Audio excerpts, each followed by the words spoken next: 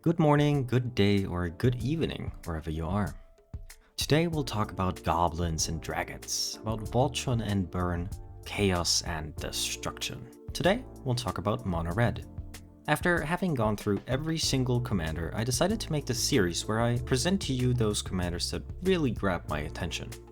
Please remember that this is a personal list, merely meant to share enthusiasm and not a tier list or anything like that. So, whether you are on your break at work, doing laundry, or grinding on MTG Arena, get comfortable and enjoy. Let's kick this list off with Anax Hardened in the Forge, a 3-mana X3 demigod, where X is its power equal to your devotion to red. Anax really likes to go wide in a sacrifice deck, because whenever Anax or another non-token creature you control dies, you get to create a 1/1 red satyr creature token with this creature can't block. But if the creature had power 4 or greater, you get to create 2 of those tokens instead. So the first idea that kind of came to my mind was ball lightning type creatures that have high attack, would be sacrificed anyways, are super aggressive, and you get to turn those super aggressive creatures into tokens to go wide with. Next on our list is Arni Metalbrow, a 3-mana 3/3 human berserker that is kind of like sneak attack, but in a weird way maybe even better, because whenever a creature you control attacks, or a creature enters the battlefield under your control attacking, you may pay 2. If you do, you may put a creature card with mana value less than that creature's mana value from your hand onto the battlefield tapped and attacking. So what kind of happens is you attack with a creature and then you just cascade your hand tapped and attacking onto the battlefield. Some mechanics that work really well with this is dash. So you can dash a creature that has high mana value from your hand, gets haste, you attack, and then you pay Arni's mana costs. Or maybe you could suspend a Greater Gargaroth, and then once that last counter is taken off, Gargaroth gets to attack for hasty 9 points of damage, and then you get to trigger Arni, and if you pay it once, you get to pay it twice, so you kind of just vomit your entire hand onto the battlefield. Maybe it's a problem that you can probably only do this like once or twice in a really big way, and then, you're mono red, you don't have much card advantage, but still, I think this commander makes for some really fun, insane combo turns. Next on the list is Ashling Flame Dancer, a 4-mana 4/4 that is kind of like Mono Red's version of Omnath, but instead of landfall, it's a Spellslinger card. It has 2 lines of text. First of all, you don't lose unspent red mana as steps and phases end. And second of all, the reason why I was referring to it as kind of Omnath is it has Magecraft, so whenever you cast or copy an instant or sorcery spell, you get to discard a card and then draw a card. If it's the second time this ability resolves, it deals 2 damage to each opponent and each creature they control. And if it's the third time, you get to add 4 red mana to your mana pool. I'm a little sad it doesn't provide card advantage, but it deals incidental damage, it kills loads of 1/1 tokens, and I'm sure there's lots of fun to be had, especially with cards like Braids of Fire, which is a card that usually suffers from the mana only being available during upkeep, so sorceries don't profit from Braids of Fire, but if you have Ashling out, you get to carry the mana over from upkeep to your main phase. Next is Ben, Akki Hermit, a 4-mana 1/1 Goblin Shaman.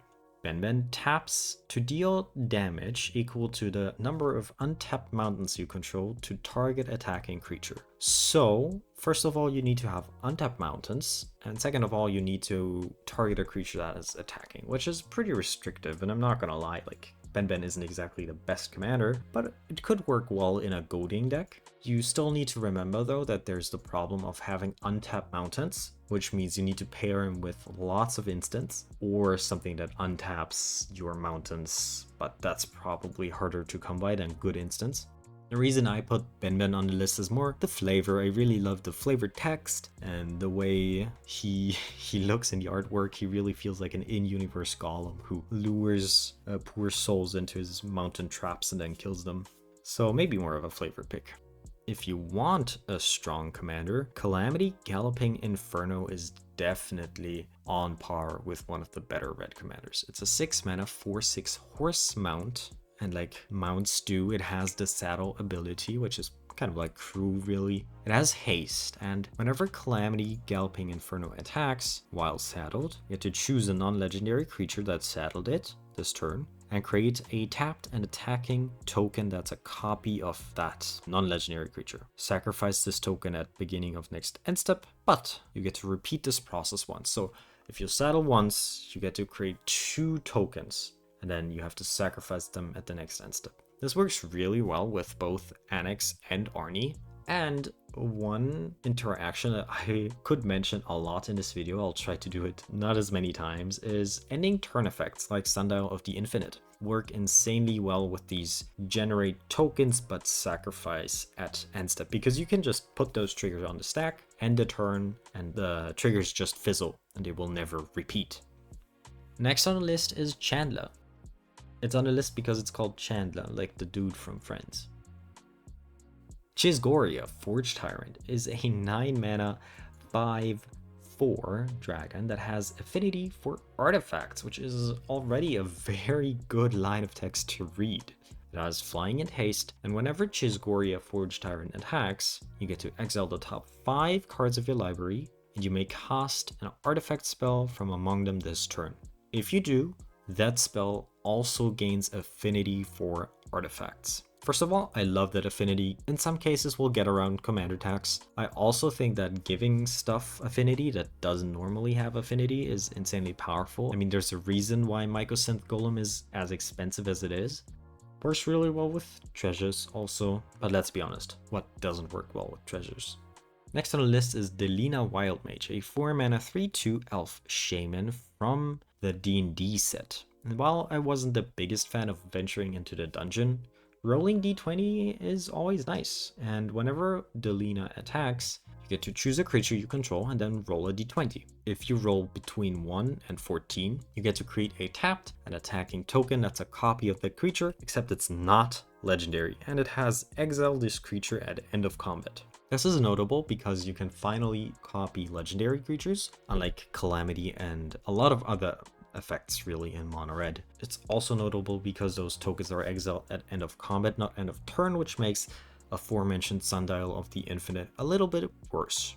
But it's not all this card is about, because if you roll 15 or higher, you get to create one of those tokens and roll again.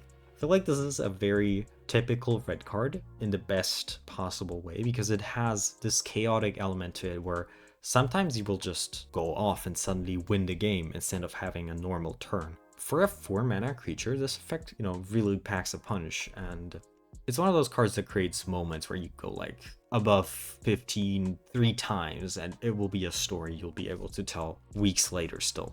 Diaochan Artful Beauty is a 4 mana 1/1 human advisor. It taps to destroy a creature of your choice, but then that creature's controller also gets to destroy a creature. Activate this ability only during your turn and only before attackers are declared.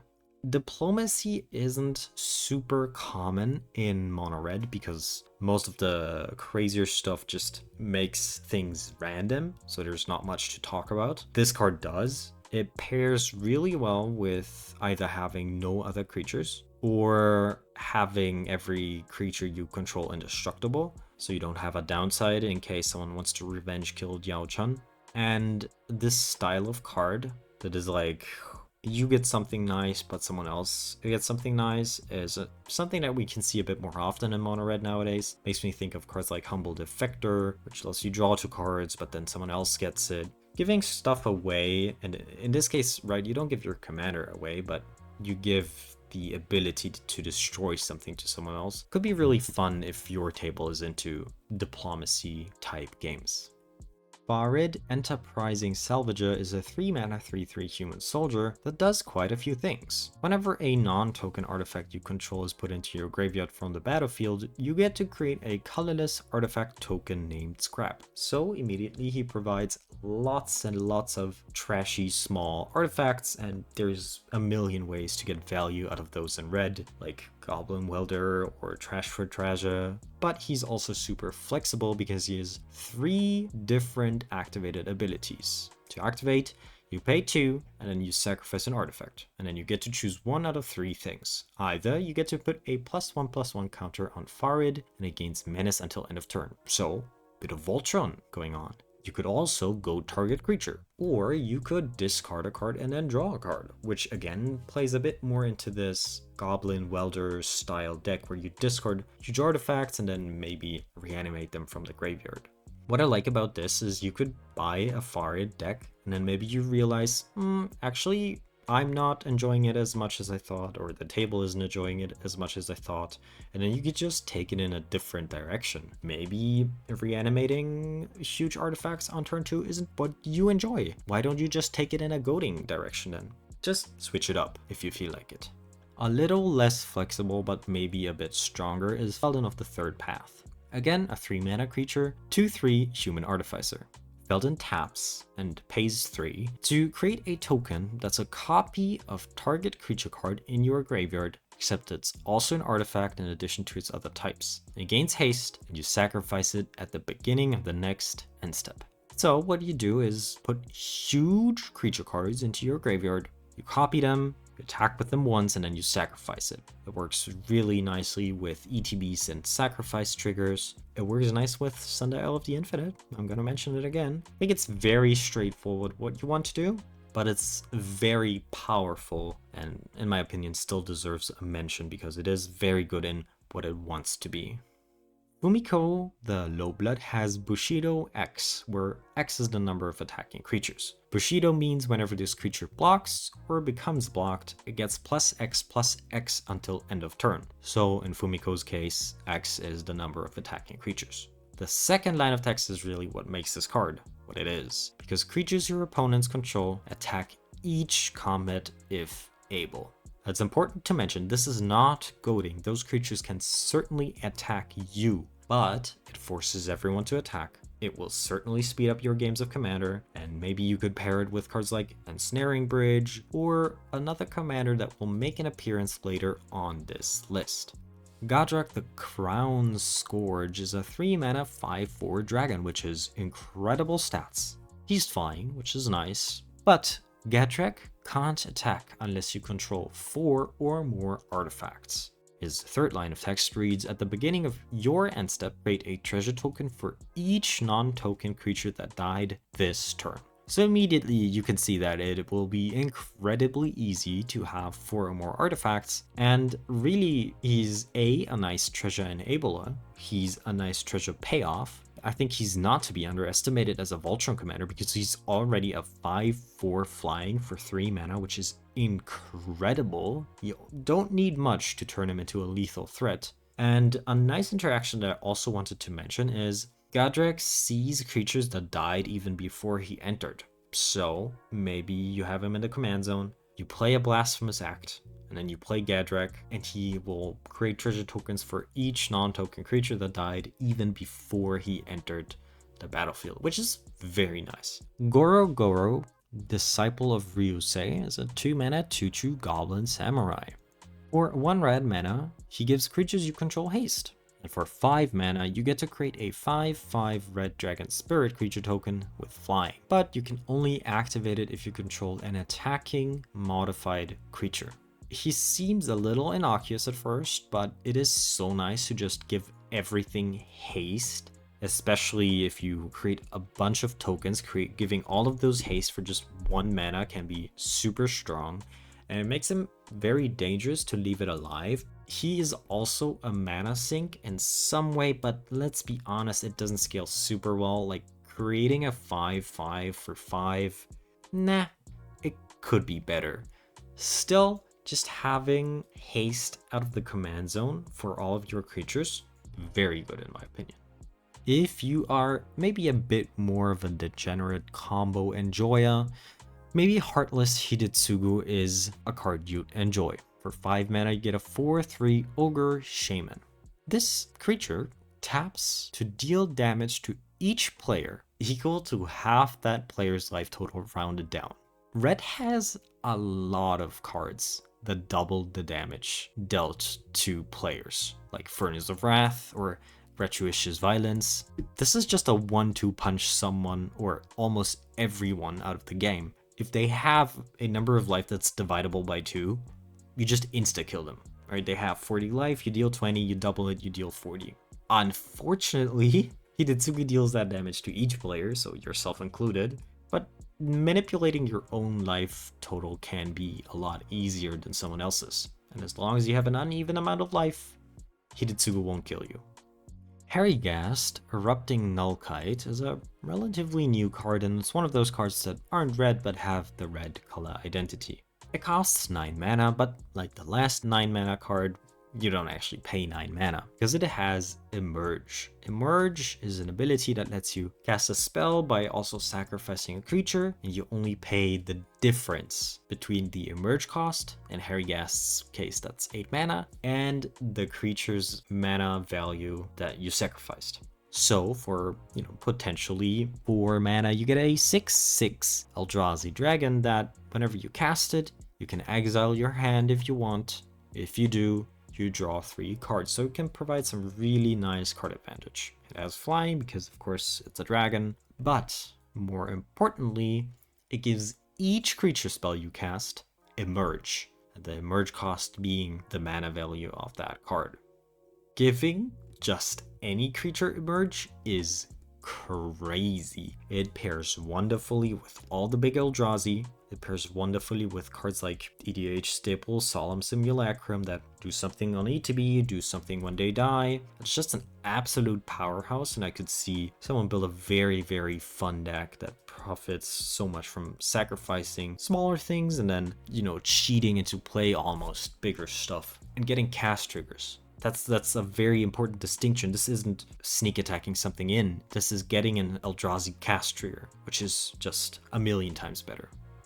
Maybe you want to get started with Commander because you started playing on Arena and then you picked up the cheapest deck, Mono Red Burn, and then you want to play Commander and you think, hey, Mono Red is a really nice strategy, and then you find out, Burn just isn't viable in Commander. You have 3 times as many opponents, they have twice as much life. It's impossible. But what if I tell you that it's not? Because Imodain single-handedly makes Burn spells great in Commander again.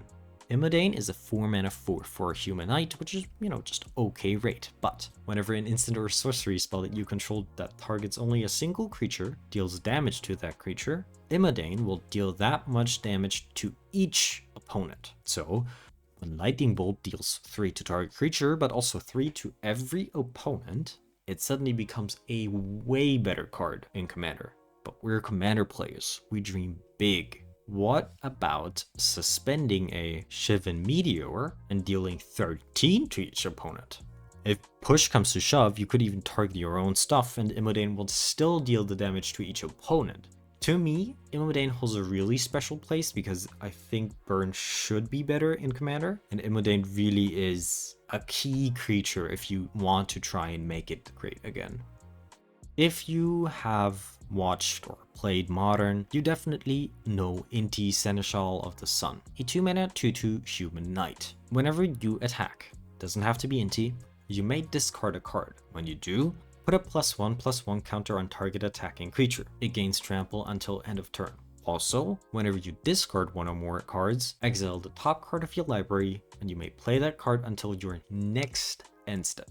Inti does multiple things. First of all, it's a really good madness enabler, because you get to just discard cards whenever you attack. And again, it doesn't have to be Inti, so if you play a 1-drop, play Inti, you immediately will get to discard a card.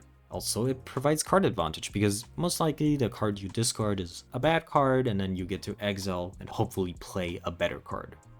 Thirdly, you get to modify your creatures, and modifications is something that Red has cared about more recently. Putting +1/+1 counters on creatures is very nice, and also you could just put those +1/+1 counters on Inti, because Inti comes in on turn 2, and then you could attack for 3 next turn, and try to keep it alive as long as possible, and kind of turn it into a bit more of a Voltron strategy. I really like commanders that are more flexible in what they do, what they enable, because again, sometimes you buy a deck and then first time you play it, you realize, actually this is not what I had envisioned. And Inti, you could just take it into a different strategy and don't have to shelve the commander immediately and forever. When I talked about Fumiko, I mentioned a commander that works really nicely with it, and that commander is Kazul, Tyrant of the Cliffs, a 5 mana 5/4 ogre warrior. Whenever a creature an opponent controls attacks, if you are the defending player, you get to create a 3/3 red ogre creature token unless that creature's controller pays 3. This ability triggers for every creature that attacks you. If you force your opponents to attack, this creature's value goes up like crazy. Very notably though, of course, if you go to creatures, they can't attack you. So maybe this is more of a deterring opponents from attacking you than actually banking on getting the 3/3 ogres. Because there's no incentive to attack you, right? Unless maybe you're the monarch. But probably not the strongest commander if you're aiming for token generation and being attacked. Everybody knows Krenko Mob Boss, but I actually want to talk about 2 different Krenkos that are not the famous 4 mana 3/3. First, let's talk about Krenko Baron of Tin Street, a 3 mana 3/3 goblin that has haste. Krenko Baron of Tin Street can tap to sacrifice an artifact and then put a +1/+1 counter on each goblin you control, which is already fantastic. But in addition to that, whenever an artifact is put into graveyard from play, you may pay 1 red mana, and if you do, you get to create a 1/1 red goblin creature token that also gains haste. This one specifically also works really well with Crime Novelist, and I really love when Goblins is not just about creating lots of tokens and then creating more tokens, but this overlap that Goblins have with artifacts is something that I think makes them more interesting because it adds another dimension to just going very, very, very wide. But let's talk about the second Krenko. Krenko Tin Street Kingpin. Also a 3 mana creature, but a 1/2 goblin to compensate for its very strong ability. Because whenever this Krenko attacks, put a +1/+1 counter on it. Then you get to create a number of 1/1 red goblin creature tokens equal to Krenko's power. So this one is again all about and just about creating tokens, but he adds, unlike Krenko Mob Boss, this Voltron idea. You want to give him equipments, but also pump spells to turn this temporary +3/+3, let's say, into a permanent advantage in 3 more goblin creature tokens. If you also have the other Krenko that we talked about, you can then sacrifice an artifact and maybe put a +1/+1 counter on each goblin you just created. Those 2 work really well in harmony, but of course, that's to be expected from such like-minded individuals. Kurkash Onaki Ancient, not sure how that is pronounced, is a 4 mana 4/3 and another ogre spirit in this case. Whenever you activate an ability of an artifact, if it isn't a mana ability, you may pay 1 red. If you do, copy that ability and you may choose new targets for the copy. This is a crazy strong ability that resembles Rings of Bright Hearth. It pairs well with so many artifacts. I'm pretty sure you can find stuff that I've never even heard about. Maybe you already know about stuff that works really well with it. So get crazy. The next one is one of my favorites. It's Lovisa Coldeyes, a 5 mana 3/3 human, and unfortunately not anything else, and you'll see why that is unfortunate. Because each creature that's a barbarian, a warrior, or a berserker gets +2/+2 and has haste. What Lovisa tries to do is turn a bit more fringe creature types like barbarian, berserker, and I mean to a certain extent also warrior into something that could actually work. What's very unfortunate is that she doesn't buff herself because she's just a human. One thing that is maybe not apparent is that this commander is kind of like a hidden goblin commander. If you just go through every single goblin that was ever printed, you'd be surprised how many of those are barbarians, warriors, or berserkers. It's a really strong effect. Haste is already great, but turning small 1/1 goblins into 3/3 goblins? That's crazy. I'm not super familiar with CEDH, but I think Magda is one of the best CEDH commanders. That's why I'm not talking about that Magda. I'm talking about Magda the Horde Master, a 2 mana 2/2 dwarven berserker. Hey, it's a berserker that reads whenever you commit a crime, create a tapped treasure token. This ability only triggers once each turn. Then you get to sacrifice 3 treasures and create a 4/4 red scorpion dragon creature token with flying and haste. Activate only as a sorcery. Personally, I think committing crimes is a really fun keyword. It's just I don't know, it's so memeable that simply interacting with your opponent is a crime, while countering is not a crime, which I think most people would consider to be the biggest crime committable in Magic. But there's also two things that I want to mention here. I think, sure, you can use treasures for degenerate stuff, but that is generally maybe not the most fun for the table. And this is a way to turn treasures into maybe a lesser power level friendly way of using treasures. Also, scorpion dragons. Look at these things, they look so cool. Next and finally, the first real Kamigawa card. It's a 3 mana, 1/2. Terrible stats as expected of Kamigawa. It's a Spirit, also as expected of Kamigawa. And for 2 mana, you get to switch each creature's power and toughness until end of turn. That is a crazy ability. Maybe you didn't think toughness matters existed in Red, but it does. The reason why I can see this actually work is twofold. First of all, in Red, there are quite a few creatures that have double strike and are balanced by having high toughness, but low power. And Red also has this kind of sub-theme of power 2 or less creatures not being blockable. Well, that's great, especially if you can then, after blockers are declared, just suddenly swap power and toughness.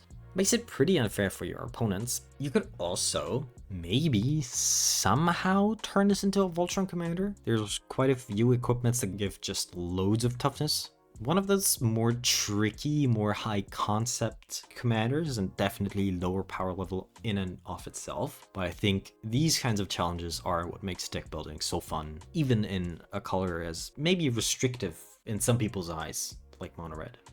We've talked a lot about going wide and creating lots of tokens, but we haven't really seen a payoff for creating, say, 20 goblin tokens. So let me introduce to you Márton Stromgald, I think, is a 4 mana 1/1, which are terrible stats, which means the ability will be pretty good, right? Well, I'd say yes, because whenever this guy attacks or blocks, he gives all other creatures +1/+1 for each other attacking or blocking creature that you control. So let's say you attack with 15 creatures, each creature will get +15/+15. There is one glaring problem to this. Márton Stromgald has to attack himself, and he's just a 1/1, right? But this is Commander. Two things. Great equipment exist that will turn him indestructible or unblockable or give him protection or whatever. But also, even if you don't have that, you could just ask someone, hey, can I attack you for 1? And then you send all the other creatures at the other 2 opponents. And one person can take 1, right? Márton doesn't buff himself. So even if you don't have great ways to turn him indestructible, you can use diplomacy to abuse this ability. This is definitely one of the strongest effects I've ever seen when it comes to buffing loads and loads of creatures at the same time. Another very combat-oriented creature or commander is Morog, Fury of Akum, a 6 mana 6/6 Minotaur warrior. Already has better stats, but the ability really isn't much worse. First line of text is, each creature you control gets +1/+0 for each time it has attacked this turn. That's a weird sentence. Why would a creature attack more than once each turn? Well, that is because Morog has landfall. Whenever a land enters the battlefield under your control, if it's your main phase, there's an additional combat phase after this phase. At the beginning of that combat, untap all creatures you control. Holy moly, that is crazy. I know landfall is not a typically red keyword, but the reward on this alone makes it so you can probably build a landfall deck with Justice as a payoff. It works, of course, like everything, really well with fetch lands. Also works really nicely with a card like Nahiri's Lithoforming, and you'll find so many ways to break extra combat steps. I'm sure of that. Normally, I make a point of not talking about super famous commanders, but I just have to mention Norin the Wary. Everybody knows Norin, everybody loves Norin. In case you live under a rock and don't know what this creature does, it's a 1 mana 2/1 human warrior, and I've said it loads and loads of times, I love 1 mana commanders, and this has a special place in my heart. You see, Norin is a very scared dude, and whenever a player plays a spell, or any creature attacks, Norin is removed from the game and then returned at end of turn. So this means this creature will never be able to attack. You will never be able to kill it with a kill spell or a board wipe at that. The only way to really get rid of it is by killing it with abilities, and that's pretty hard to come by. So what really does this do? Well, it provides tons of ETB triggers. If you play this turn 1, and if it's your commander, you can play it turn 1, you will get uncountable ETB triggers. Is he good as a commander? Hard to say, probably not. I think Mono Red isn't quite there with payoffs for ETBs, but you could probably make it work. But maybe you could also play him as a hidden commander in a Rocco deck, because that opens up multiple colors and way more payoffs for ETBs, and especially, you know, white has, I think, lots and lots of payoffs for small creatures entering the battlefield. I know everybody knows Norin already, but yeah, I just had to give him a shout out. If you haven't been following more recent sets, maybe you don't know Ogier, Axonal Deepest Might, a 4-mana 4/4 god from the latest Ixalan set. It has Trample, and like so many gods, when it dies, you can transform it, turn it into a land, and it will come back later, which probably isn't the most relevant ability in Commander, where you can just put it back in the command zone. What we really care about on this card is the second paragraph, which reads, if a red source you control would deal an amount of non-combat damage less than Ogier Axonal's power to an opponent, that source deals damage equal to Ogier Axonal's power instead, which will always be 4 if you don't do anything to improve it. I've said it before, I think Ixalan is a banger set. This is another banger commander from that set. It's a very strong, very unique effect, and it works wonderfully with pump spells and pingers and cards like End the Festivities. There's probably even more things that I didn't even think of, but maybe you already have something in mind.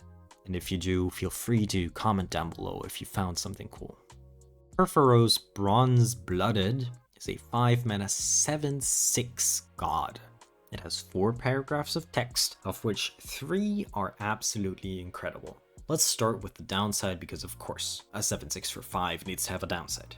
Perforos isn't a creature as long as your devotion to red is less than 5. So if you have less than 5 mana pips on the battlefield, Perforos isn't a creature. But don't worry, because that doesn't mean he's useless. First of all, he's indestructible. So from the get-go, you have an indestructible enchantment sitting on the battlefield that gives all your other creatures haste.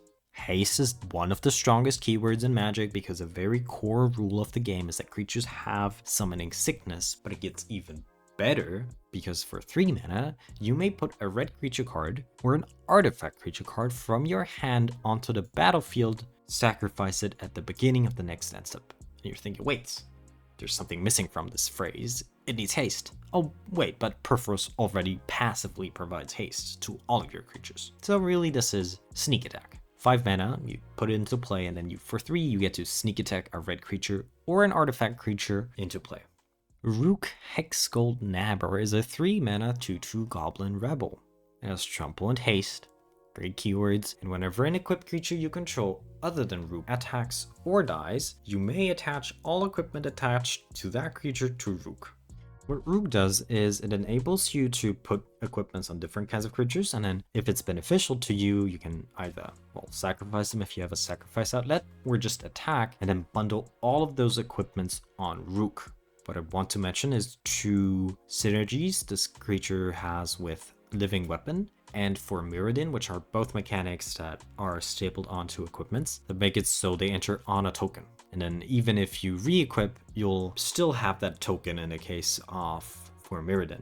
Also, most of these cards have pretty high re-equip cost, but strong benefits that are kind of balanced around, okay, it's just a 2/2 or just a 0/0 that this equipment is on for the most part of the game. But Rook really likes all weapons in existence, so he just grabs them if he wants to and does Voltron stuff.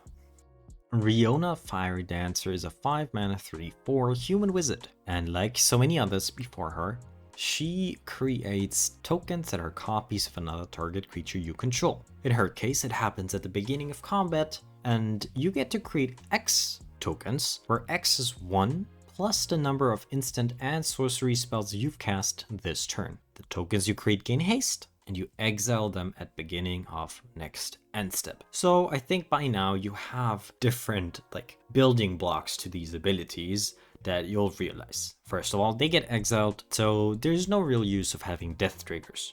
It also doesn't make those creatures non-legendary, so you can't really copy legendaries. But, unlike so many others, you get to create a lot of creature tokens if you cast a lot of spells beforehand. Riona sits in this intersection of two archetypes, which is something I always enjoy. It does more than just one thing, because she really needs you to be casting at least 1 or 2 extra spells each turn. And then, again, we've had lots of commanders that create token copies, but she is different.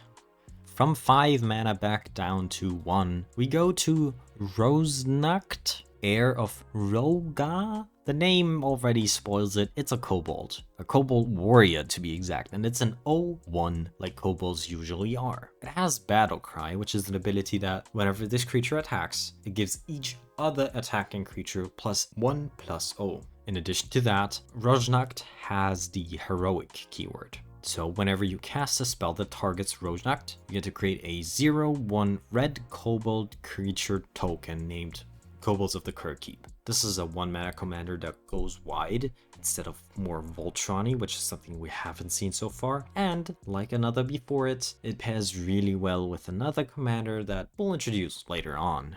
But first, let's talk about Shimatsu the Bloodcloaked, a 4 mana demon spirit, and it's a 0/0. Shimatsu is really excited, not because it's particularly good on its own, but because its effect is super unique. As Shimatsu comes into play, you can sacrifice any number of permanents. Shimatsu comes into play with that many +1/+1 counters on it. Any number is already crazy. Sacrifice any number of X is already always good. But also any number of permanents, not creatures, not non-land permanents, just permanents. You can sacrifice anything that's on your battlefield. That is crazy. It pairs wonderfully with Core Vault if you have a Core Vault deck, or cards like Mayhem Devil, and the things you can do with it are just insane.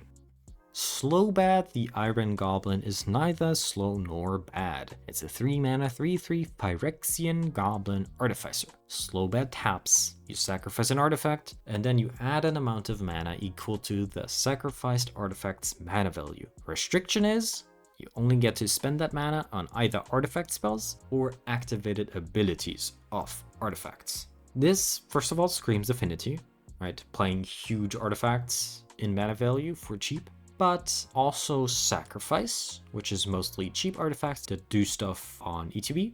And then what this enables you to do is, I think lots of commander make it so you can cheat high mana value artifacts into play, but not a lot of commanders allow you to activate abilities of artifacts that are expensive. And there's a bunch of artifacts that have abilities that cost 6 or even 8 mana to activate, and they are incredibly powerful but really hard to pull off because it's easier to get something into play than to have the mana to activate it. Starke of Rath is a 3 mana 2/2 that loves himself more than anyone. He's kind of like Diaochan, but also very different. He's still a very fun diplomacy commander though. This legend taps to destroy target artifact or creature. That's great, but there's more. It's an old card. What do you expect? Because that permanent's controller then gains control of Starke of Rath permanently. Starke just goes around the table, killing random stuff, and he'll just be there and be an asshole. And that's what some people enjoy about commanders, so I don't judge. Sibira Tulsidi Caravaner is a 3 mana 2/3 human shaman that has haste. For 1 generic mana, another target creature with power 2 or less can't be blocked this turn. We've talked about it before, red has this sub-theme, and this is a really nice enabler already. But it gets better because for 2 mana and tap, you can discard your hand, and until end of turn, whenever a creature you control that has power 2 or less deals combat damage to a player, you get to draw a card. So not only do you make creatures unblockable that have power 2 or less, no, you also turn those into card advantage. Let's think about the usual play pattern. Power 2 or less means it's probably a cheap creature. It costs 1 or 2 mana, most likely. So you play a 1-drop, play a 2-drop, you play this. Turn after, maybe you just play a 1-drop, you full swing, and then you tap this and draw loads of new cards. I love this card because red does have a problem of not having all that great card advantage, and for a deck that is probably super duper aggressive, like power 2 or less matters, having an effect like this is very sick.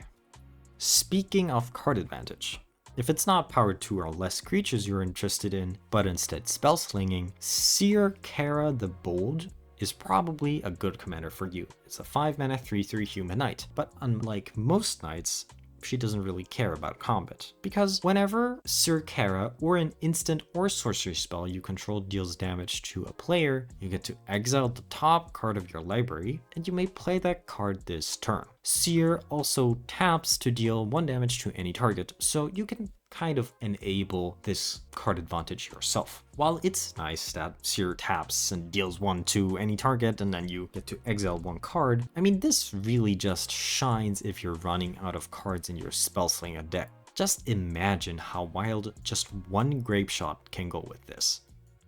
If you were wondering what the dog doing, Tessac Judith's Hellhound is a 4-mana 3/3 elemental dog that has Unleash. For those uninitiated, Unleash means you may have this creature enter the battlefield with a +1/+1 counter on it. If you do, that creature can't block.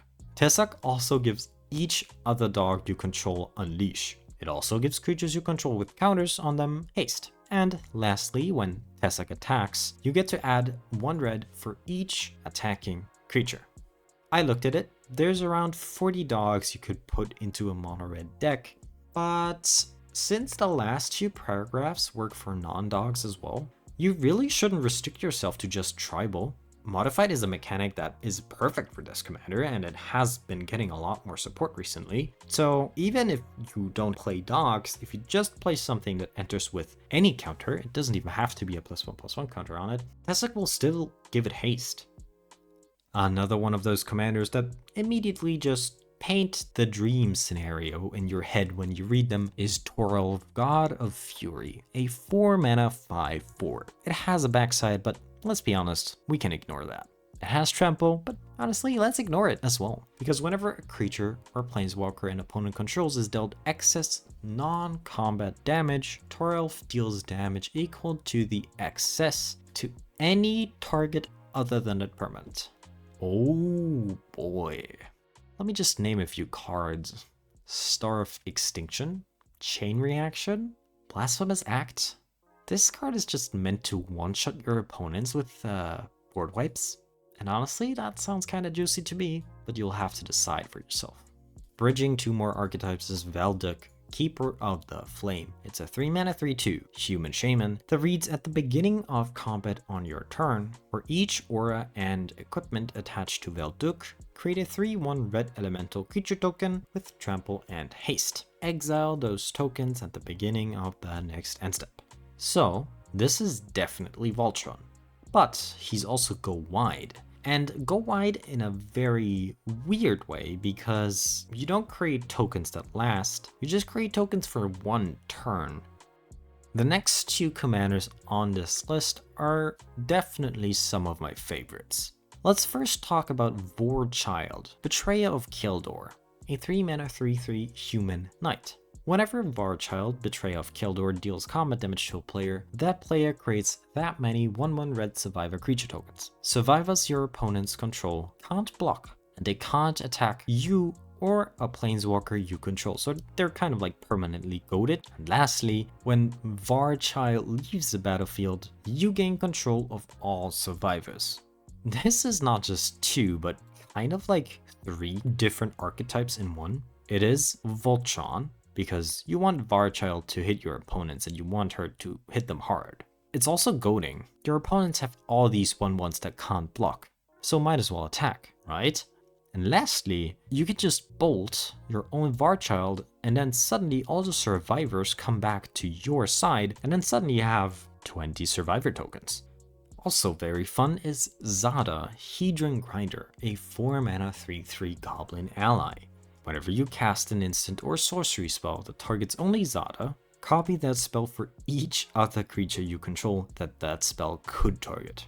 Each copy targets a different one of those creatures. You'll definitely sometimes just storm off with Fist of Flame or Sudden Breakthrough, but sometimes it's just good enough to just give all your creatures +3/+0 and haste with Reckless Charge. It's notable that it's a goblin. You can play this in a goblin deck and just turn your 1/1s into menacing little creatures. Second to last is Zeralan of the Claw.